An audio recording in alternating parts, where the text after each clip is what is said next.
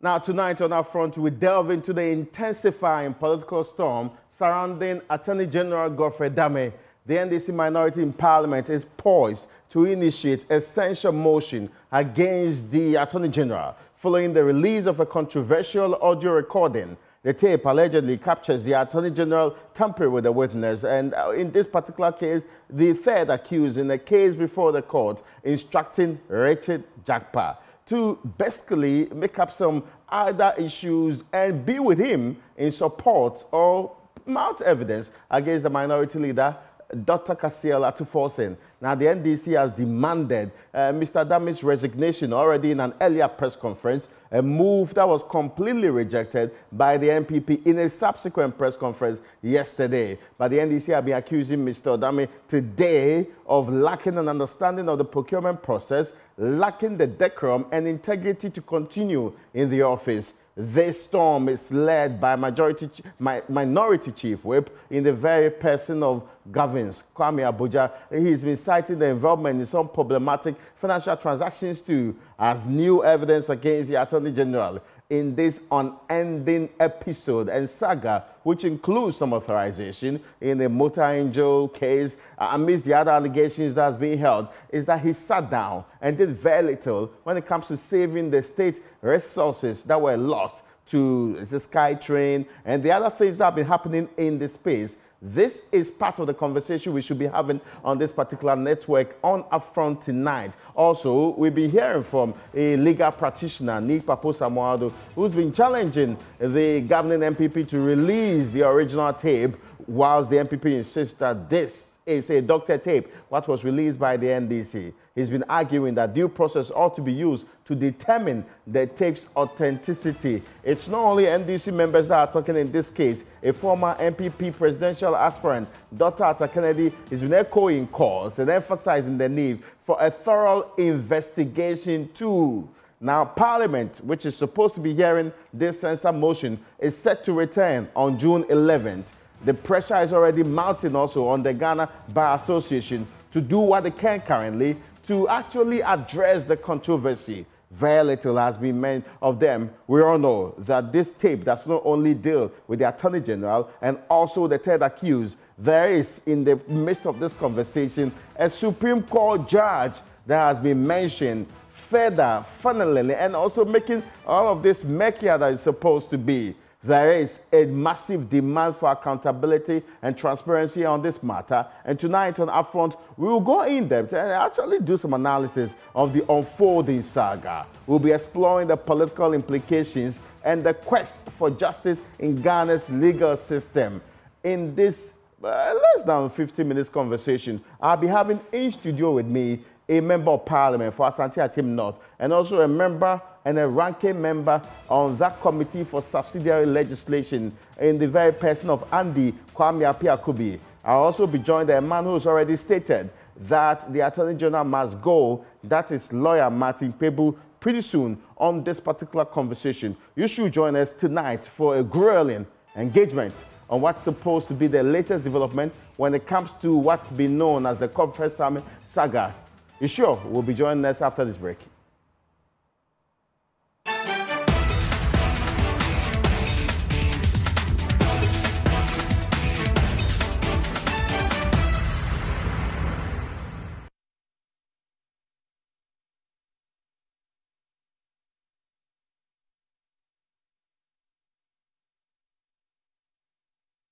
Back to our front tonight, we are seeking to get to the bottom of the latest call by the minority in Ghana's Parliament for the Attorney General to be censured. Parliament resumes on June 11, and already minority has set in motion a process which they hope will lead to the censuring of the Attorney General. You do recall a similar attempt to do so on the Finance Minister just immediate, that is Ken Ofori-Atta, was not successful as the vote went in the way of the majority. Tonight I'll be asking the majority MP if they would actually be in the position to support the core and what the processes are when one wants to censure a minister, especially the Attorney General. This ministerial portfolio is mentioned in the Constitution of the Republic of Ghana. But first, let me engage a man who's been in the thick of affairs when it comes to this issue, expressing opinion and insisting that something must happen. At least he's backing the cause for the, if not his resignation, for him to be sacked. That's the Attorney General of the Republic of Ghana.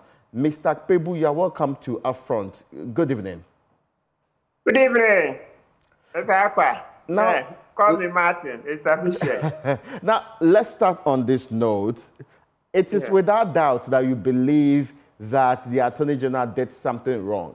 You've heard the NPP give justification for his conduct, proceed to say that the predominant evidence that has been submitted in this case is absolutely without merit because it's been tampered. And you cannot use a doctor tape, that's according to the NPP, to nail a man who has done absolutely nothing wrong. You've heard from a former Chief Justice who's also been telling people that this conduct, as known in the circles as plea bargaining, is standard practice. Do you still maintain your position after all the apparent responses, including that of the ever-distinguished Deputy Attorney General, Alfred Tuah? Absolutely, Mr. Aqua. I'm still where I was at the beginning. Did you say ever-distinguished Deputy Attorney General? From the way Tuah is conducting himself, all his credibility is being eroded along with Godfred Dame. So Tuah has to be careful. He has to know that we are losing respect for him.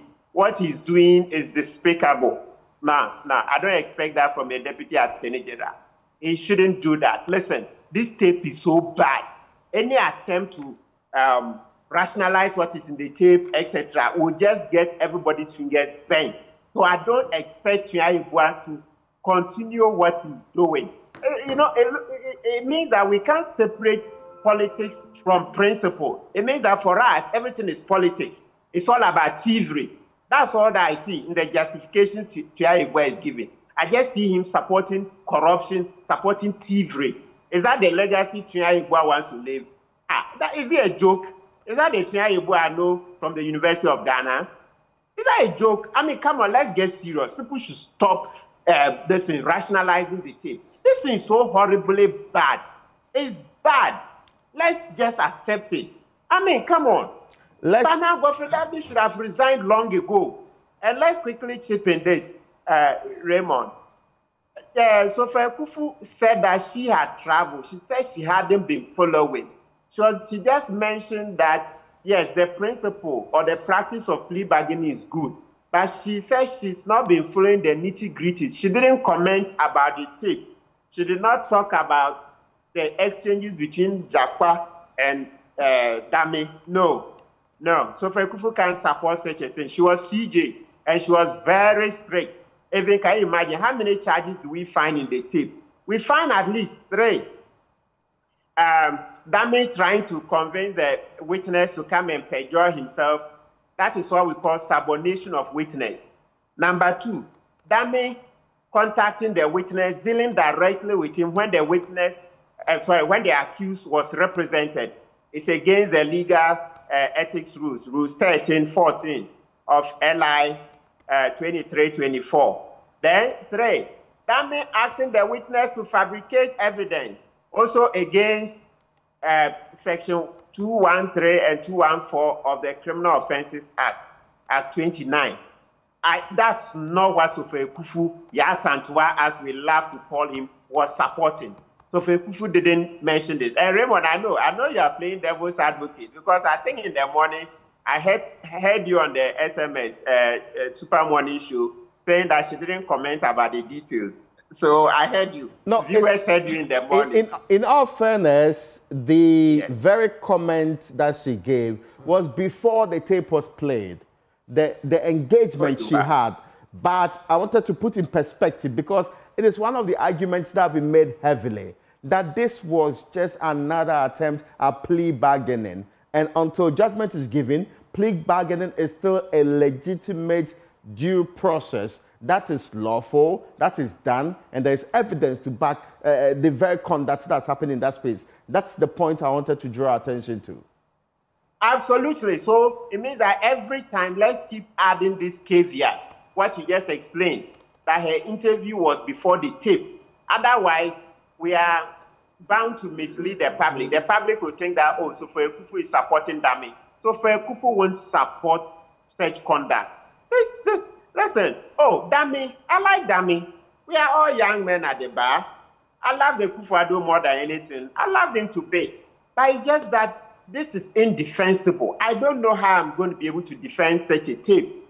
That's why I find Tia Ibue's responses very despicable. We would not encourage Tia Ibue to do that. He should stay out of this. He should be careful. You see, this kind of, anytime Dame is in trouble, then you find Tia Ibue coming to hold the fort. This is not the first time. That's the same way the Galamsey report, that wishy-washy report, this and Dame and Evelyn Kilson wrote about the Frimpong Boateng report about Galamsey.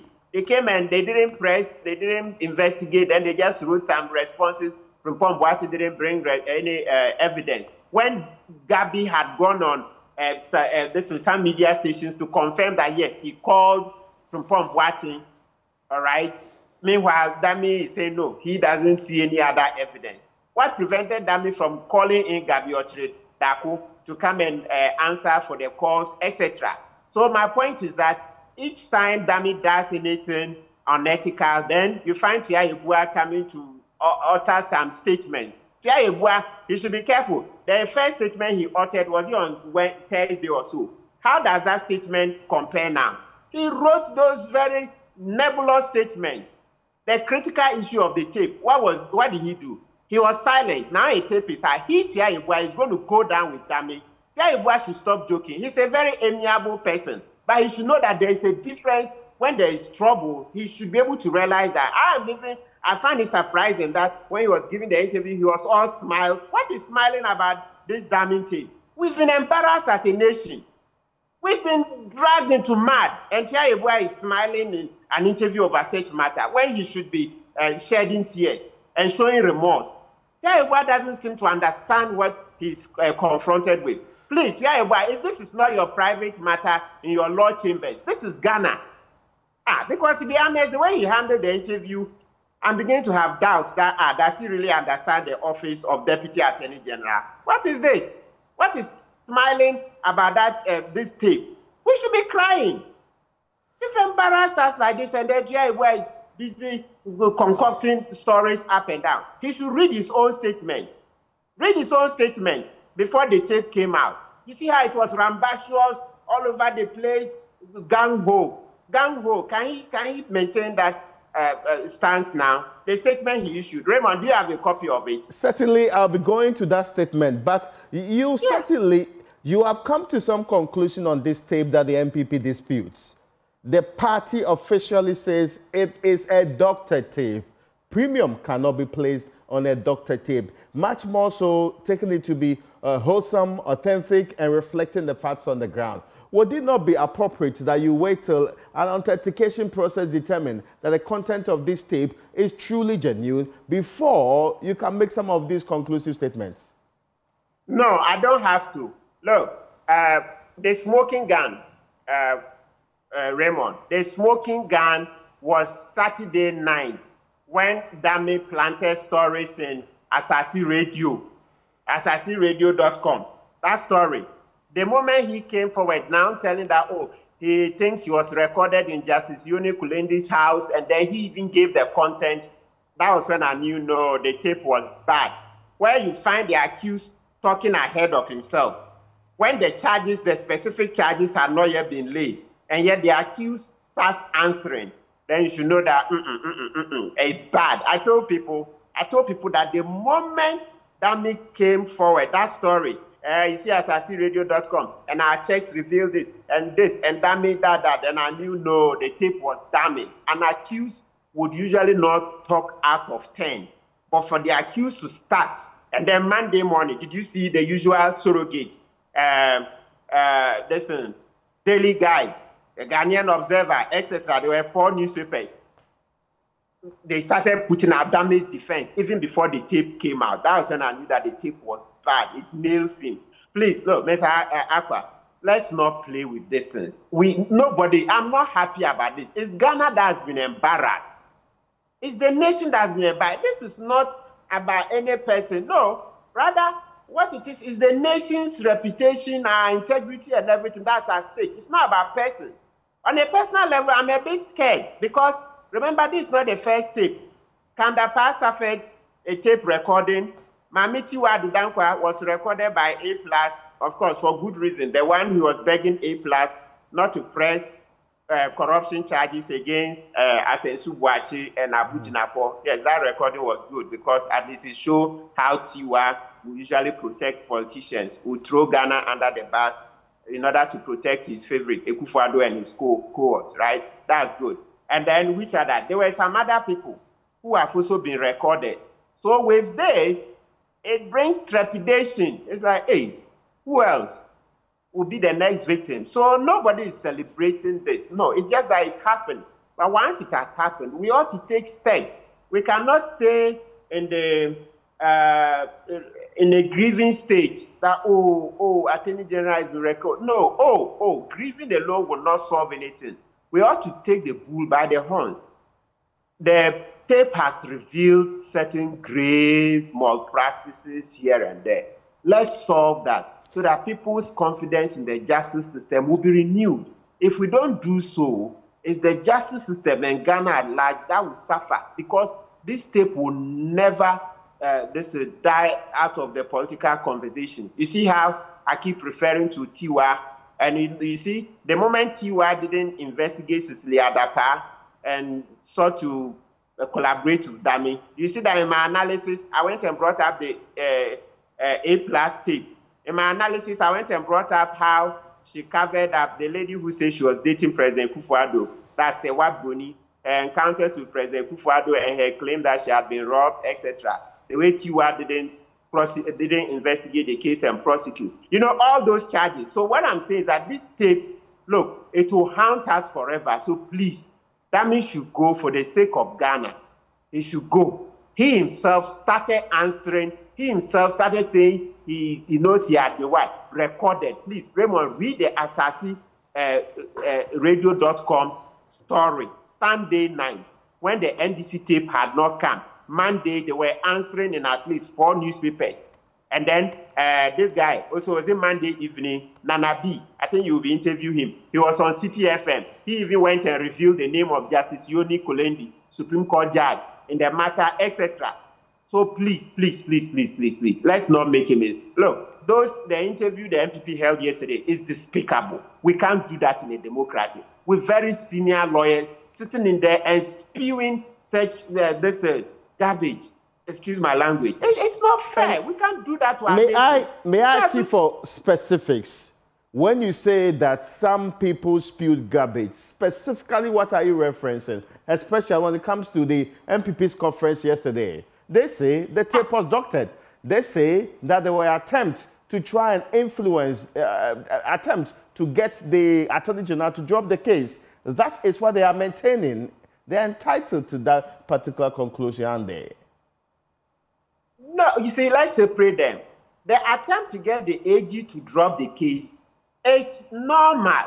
When you just say attempt, you haven't said anything. Was there anything unethical in the attempt? When I say you, not you, it's the MPP.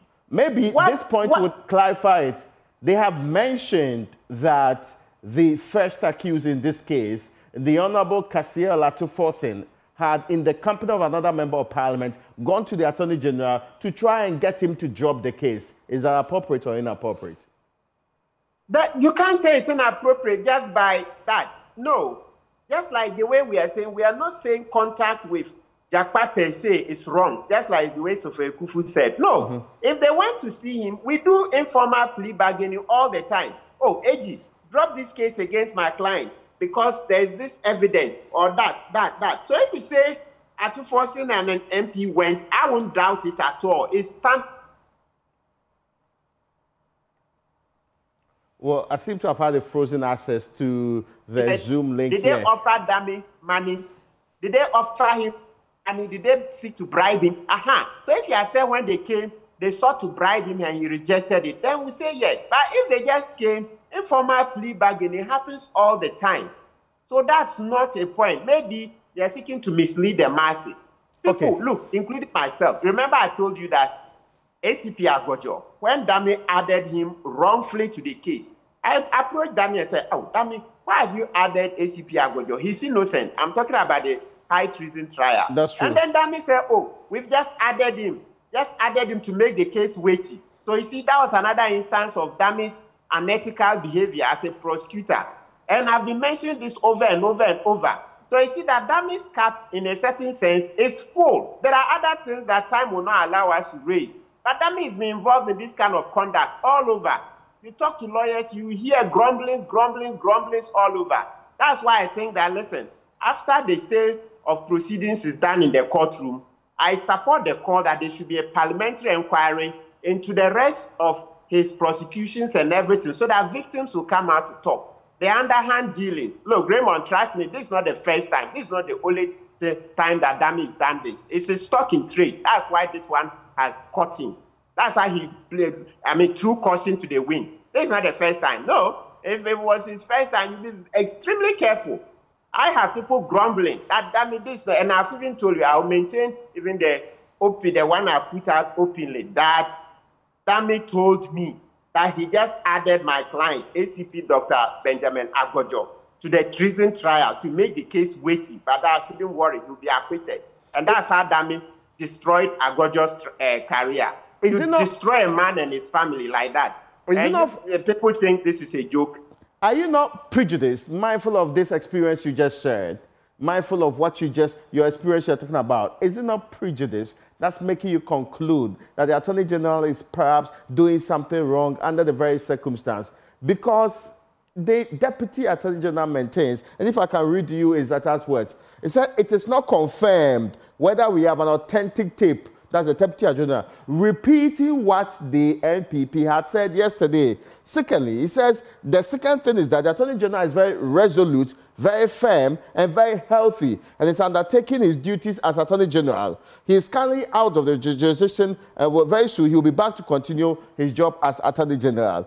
It appears that there is fundamental doubt about whether or not the tape is in of itself is authentic. And again, that this would amount to anything that would affect the conduct of the actions of the Attorney General. Well, Mr. Akwa, I've said it before. They are playing politics, but we shouldn't play politics when the integrity of the whole nation is at stake. They are playing politics. They can't even distinguish between what is politics and what affects Ghana really and truly. It's the image of the country. How is the international community going to view us if Dame doesn't resign? And also possibly the Supreme Court Judge, Justice Yoni Kulendi, so that the whole system will be kind of sanitized. How are we going to survive if they don't? It's not good. Raymond, listen, as I said, it's not like anybody is gloating over Dame's misfortune and what they put Justice Yoni Kulendi through. No. Yes, Oyonkuda, no da. So we are very apprehensive of tomorrow. So nobody's gloating. Nobody's gloating. However, what we are saying is that, listen, something is gone wrong. They should just resign so that the public, everybody will know that, yes, they've resigned. That will be the total thing. As I said, I support the inquiry against Dame. But at least it will bring confidence back into the system. If these things don't happen, look, it will fester and fester. The Supreme Court will suffer so much credibility, so much reputational loss that it will never survive it. No, let's not do that. So like we beg, it would be better that Justice Yoni Kulendi, he just bows out. Fortunately, he was a brilliant lawyer. He did well for himself. So if he just comes back to the bar, it's okay. But to stay in there, Mr. Akwa, I'm afraid for tomorrow. I fear for tomorrow. But exactly what has Justice Yoni Kulendi done wrong? Exactly what is his fault here? Exactly what has gone amiss when it comes to Justice Yoni Kulendi? Well, we are all using the tape. In the tape, Jakpa said they met several times in his house, not one off. Jakpa said it too, that several times. Look, Mr. Akwa, trust me, I go to court every day. This topic is something that many lawyers will shy away from. But where we've reached as a country, somebody ought to say it. It's Jakpa who says that several times. And what exactly is wrong with that? And what exactly is wrong with that? Oh, it's against the ethics of the code of conduct for judges. No, a judge can't be in such a case. No. He can't. He's not a presiding judge on the specific case. It doesn't matter? No, it doesn't matter. The code of conduct, please Google it. You see. Google it. It's online. It's not accepted. It's not. So please, that's why I said that it's all of us. It's all of us. Look, from the bottom of my heart, nobody's gloating over this. We've all been damaged. So let's see how we can rally around as a nation and try and resolve it. You see that after the Anas expose, the judiciary had to make efforts to, apart from sacking certain judges, even they had to bring in the International Bar Association to come and sign memorandum with our judiciary on anti-corruption, steps being taken to weed the system of corruption, etc. All those things have to be done. They are barely finished. And then we have another scandal on our hands. They've barely finished. We've barely recovered from the Anas expose. So please, as I said, no, nobody's gloating because like we say in Chief, so I'll be naive. I won't even think of it. I'm coming to sit on air and gloat over somebody's misfortune. No, but we just have to apply the principles. Otherwise, the damage will be too much. No amount of resignations can totally undo the damage, but at least it's standard international practice that once the actors resign, then it's like, oh yes, the system is working. You can never undo it. Exactly what kind of damage are we talking about here? Exactly what kind, mode, and form of damage are we talking about here? So if you look at the charges in the tape, that in Ghana, so we are going to suffer integrity loss, reputational loss. The justice system, if we don't take steps, accommodates prosecutors who can call accused persons on the phone and seek to suborn them. Subordination of witness, not subordination. Subordination of witness is that thing that you cause a witness to perjure himself on the promise of money or any other consideration. So they say, oh, Ghana, we've embraced subordination of witness openly, brazenly. Then the fabrication of evidence, section 213. You see, so the subordination of witness is a part of our section 213. It's a part, but when we say subordination is the Americans have used it a lot. I hear some people say witness tampering. Yeah, maybe I like the American phraseology. They say subordination of witness, or you hear subordination of perjury when he goes in and actually tells the lie, etc. But in this case, it's the attempt, because the witness didn't go in to say what Dami wanted. So you find an attempt in this case.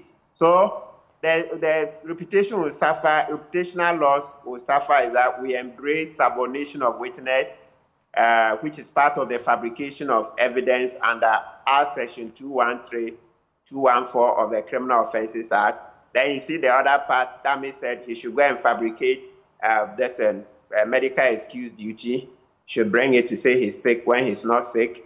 Then you see Dami, number 3, Dami contacting an accused person who is represented, contrary to rules 13 and 14 of LI 2324, right? Then Dami himself, the whole of the conduct being unfair, which is contrary to rule 54 of the LI, which says that a prosecutor must be fair, must treat the court with candor, etc. So all these have been breached.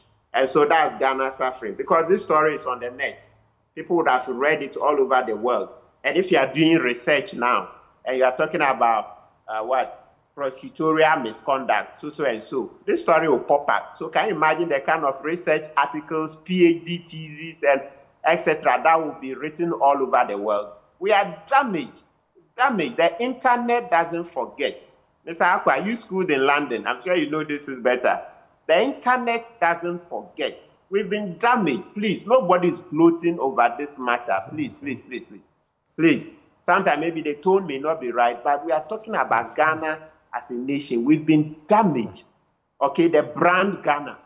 The brand is being damaged seriously. So let's leave this MPP NDC thing out. The thing is out there on the net. We need to take steps so that when you Google prosecutorial misconduct, those things, when that story comes out, and you also talk about solutions or remedies against prosecutorial misconduct, etc., then another story will pop out that, oh, in the Ghanaian case, the prosecutor resigned or was fired, etc. Then you come to the judiciary, the same thing. We've been damaged. Please, I don't want this NDC MPP thing plugging the issue. No. And when the NDC came in, it was good they came in because he gave the case the necessary traction, the necessary backing, because left to the parties alone, it wouldn't have attracted much attention. So that one is good. But when it comes to the content of the tape, please, let's not use politics to do anything that continues to hurt brand Ghana. Brand Ghana. Already, look, I'm sure you know the verdict. Yes, I will come to the point. I need to get this clarified. We have been told that in the very April 16th meeting, Mr. Jakpa was not represented. Does it make any change? Does it change the claims? They should tell that to the Marines. They should tell that to the Marines. Jakpa was represented. Maybe, you see, Raymond, there are certain parts. I know I can teach you your job, but there are some of the, what do you call it, the devil's advocate thing. It doesn't help. Rather, it will even mislead people. They've debunked it. NDC debunked it. It shows that by 9th April, Jakpa was represented by Tadio Sorry. And before then, it was lawyer Thomas Obin that represented Jakpa. Please, let's stop repeating. It's not every easy. If we want to do the devil's advocating, somebody listening would rather go away with it that, oh, he was represented. And no, except in all fairness, this is an argument that's been made by the other side. So I wanted clarity on whether or not that will be an excuse to engage the person directly without necessarily having their legal representation available. That's the clarity that I actually need to bring to it. No, once he was represented, the records show that he was represented by Sorry. So you can't deal with him directly. It's against rules 13 and 14 of the legal profession rules. The LI 2324. You can't. You can't. You know, that's why I said they are playing politics with it. But they forget that it's Ghana as a collective that has been damaged. They shouldn't forget that. They shouldn't forget that. Please, let's not do this to ourselves. We are talking about Ghana, brand Ghana. Ghana as a brand. We've been seriously damaged. So people shouldn't look at their parochial interest and use that to override the interest of Ghana as a collective. Let's not do this. This is very tacky, totally tacky. You can't spin this. Don't put any spin on this thing. Now that there is a clarity on whether or not the Attorney General would resign, we have heard Deputy Attorney General says he's not going anywhere. We've heard the NPP say he's not going nowhere. Is Parliament's route to use a vote of censure a prudent, proper route? Let's not forget, this is being started by the minority in Ghana's parliament, who are lacking the numbers in and of themselves to be able to do this. Hey, it's super. It's super. I'll support that any day. Now, let's get this. You see, in building a nation, it's not every fight you win, but sometimes the effort counts a lot. If the minority are able to push this through and conduct the hearing, etc., to the end, and they even lose, right? History will record them as having done their bit. And also Ghana itself, it will show that, yes, not the whole society embrace such open corruption. I'm using the word corruption loosely, right? So they should do it. It doesn't matter that they will lose. No. But can you imagine, Raymond, the conversation, as this conversation stays in the media day in, day out, it conscientizes the rest of us. We are being reminded that, hey, be careful, you can also suffer the same fate. And then also, it will be recorded that these were the attempts that were made, but ultimately failed because the minority didn't have numbers. So please, nobody should say because it will fail if the majority don't join, it's not worth it. Nobody should say so. No, you need the advocacy. It does a lot. It shows the resilience itself in our system. So So any day, I back it 150%. Let's go. Let's go. Now, the other point that has been raised is those calling on the president to act if the man fails to resign.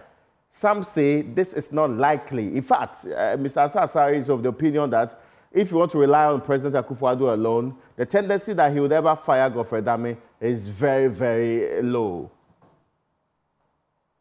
Yes, but all the same, we have to make the attempt. All the same, yes, we have to continue to call upon him. So I also join in. I'm also adding my voice that he should fire Godfred Dame. So I'm also joining in. I'm adding my lot that he should fire Godfred Dame.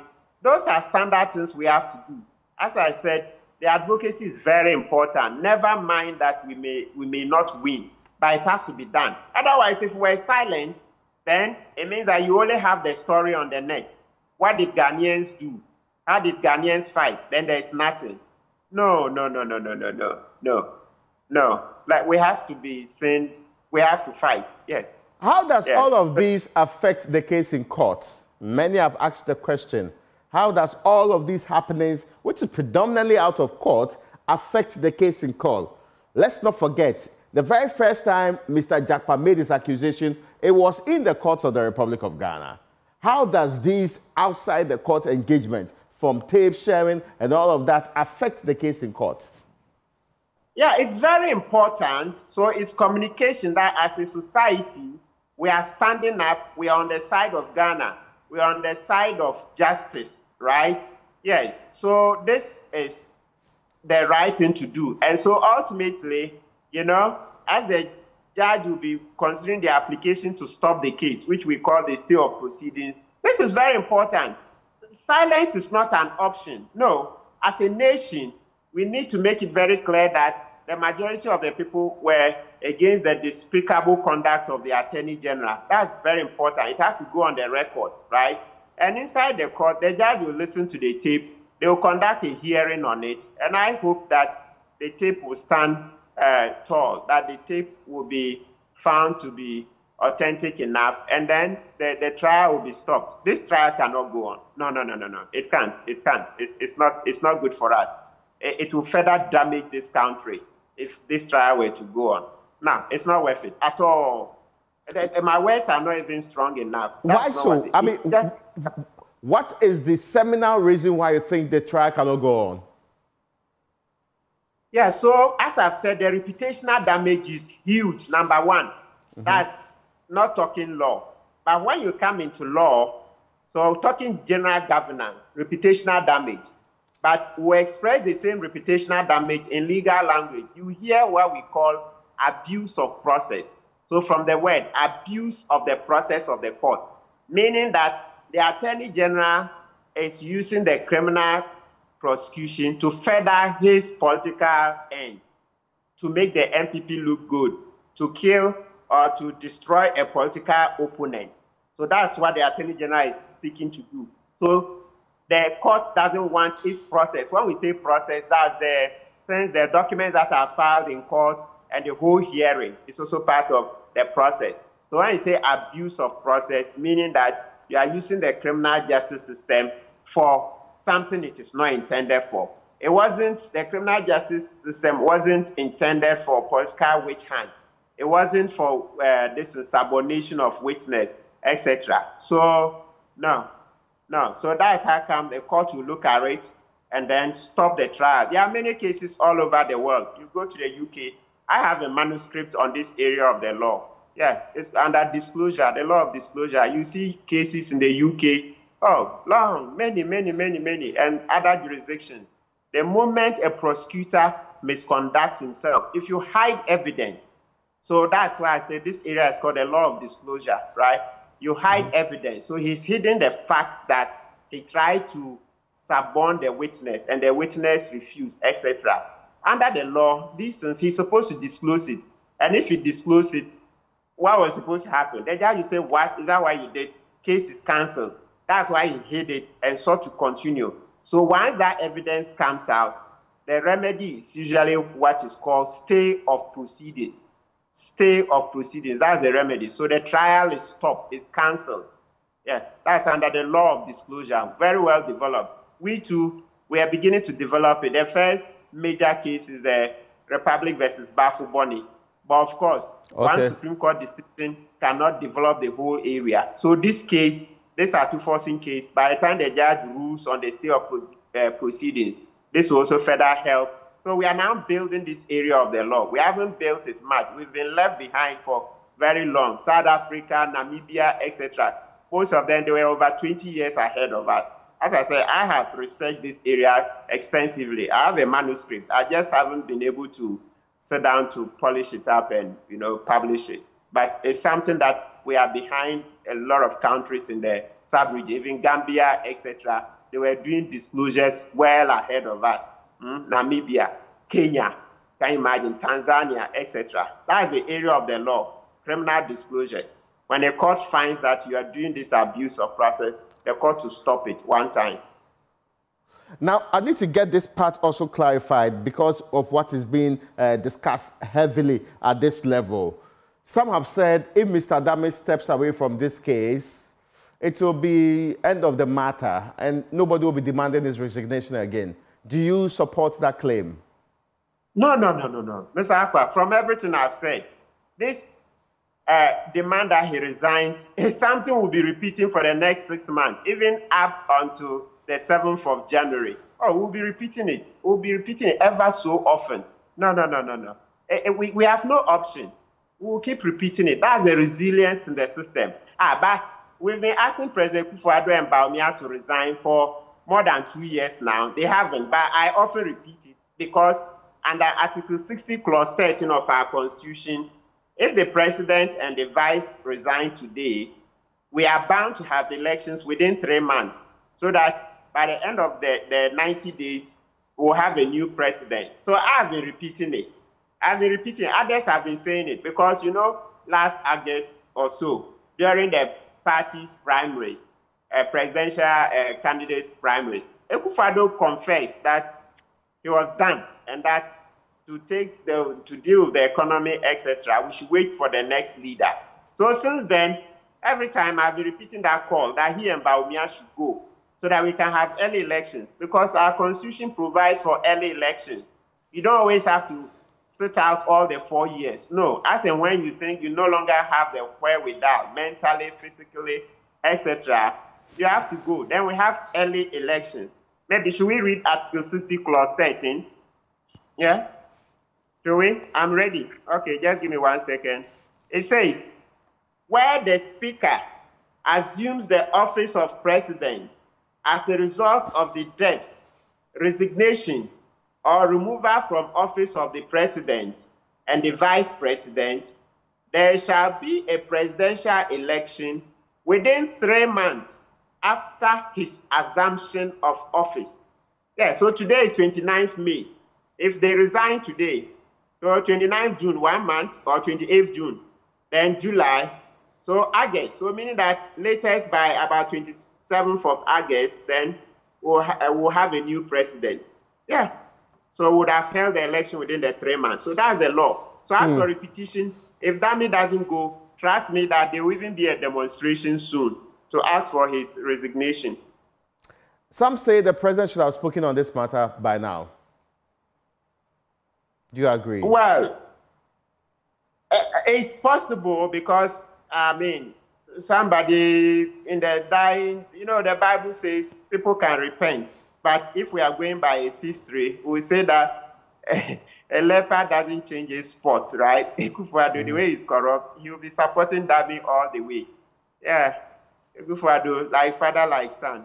In all fairness, there's not been any proving corruption allegation against him on that particular note. But, well, I am told that my time is up, and I'm grateful to you for joining us this evening. Lawyer Martin Pegbu was my guest. I was supposed to also have in studio joining me in this conversation, a ranking member of the Subsidiary Legislation Committee of Parliament. But folks, that's where we end today's edition of UPFront. Many thanks to you, Mr. Martin Pegbu, and many thanks to you out there too for joining in.